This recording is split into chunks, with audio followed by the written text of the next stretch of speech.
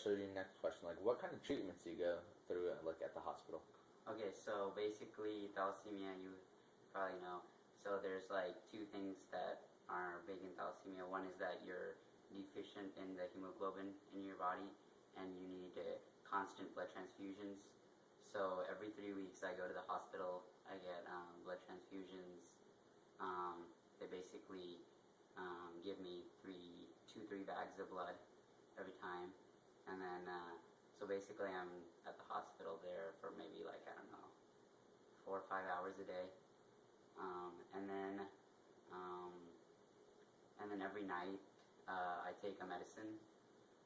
When I was 1 until I was like 12, basically I took a daily injection where it was a therapy where I had a needle that would stay in my body for like 12 hours a night, and it would just basically drop by drop I would get a medicine, and then I would chelate the iron that the medicine basically affected out when I went to the bathroom, and then basically now I'm taking a pill. Well, it sounds like really hard. How often do you go to the hospital? Every 3 weeks. Whoa. And so every 3 weeks, but is there like some major operation that you have to do once a year or something? Well, I go for semi-annual checkups, and the nearest one is in Oakland, California, and basically they do different tests, like they check the iron deposit in my liver, in my heart, in my major organs, because that's basically the big thing with the disorder, is that your iron builds up from the constant blood transfusions you get. It builds up in your organs, and then you have to take care of that, and that's why I take medicine every day. Yeah. So, like, I know that you're, like, in a lot of AP classes, like A-Push, and you're finally done with the AP test. You're sketching out today. How does it affect your school life? I mean, it definitely hinders a lot of the aspects of me competing in, like, different things. I mean, my academic life, I guess, it's still kind of, it affects it in the fact that I get tired easily.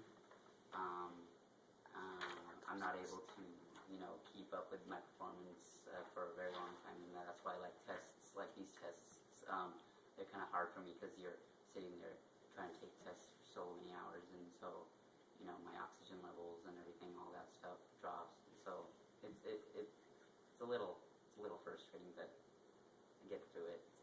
All right, and how does the disease affect your social and your personal life? Again, almost the same thing. I'm not able to pursue, like, I don't know, activities that require a lot of strength and stamina. I could probably do, to some extent, some kind of physical activities, but like different things like, heart, horseplay and stuff like that. I can't really do all that stuff. So social life, I mean, it's affected. I try to do as much as I can. All right, and if you could say anything to others who have been diagnosed with this disease, what would you tell them? Okay, so I would just basically try to spread the message that I mean, I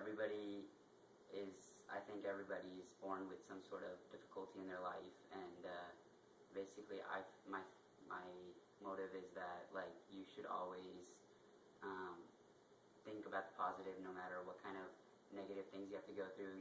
I think that everybody is better than another person out there in the world.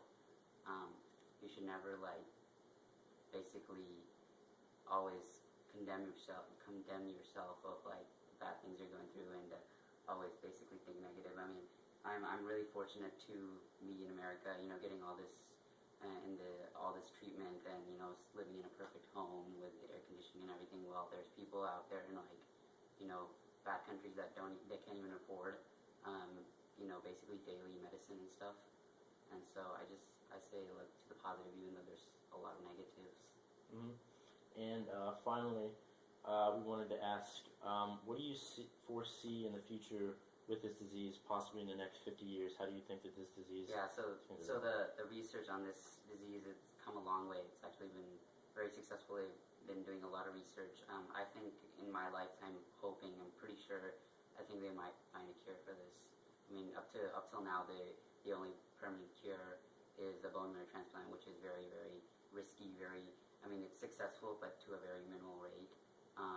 But I'm thinking that yes, they will be, because they just told me that before my issue was that kids that with thalassemia they wouldn't live up till the age of 20 and then they would die. Mm. And now they've told me that the amount or that your age doesn't even matter anymore. You'll live a perfect life. It's just improving quality of life.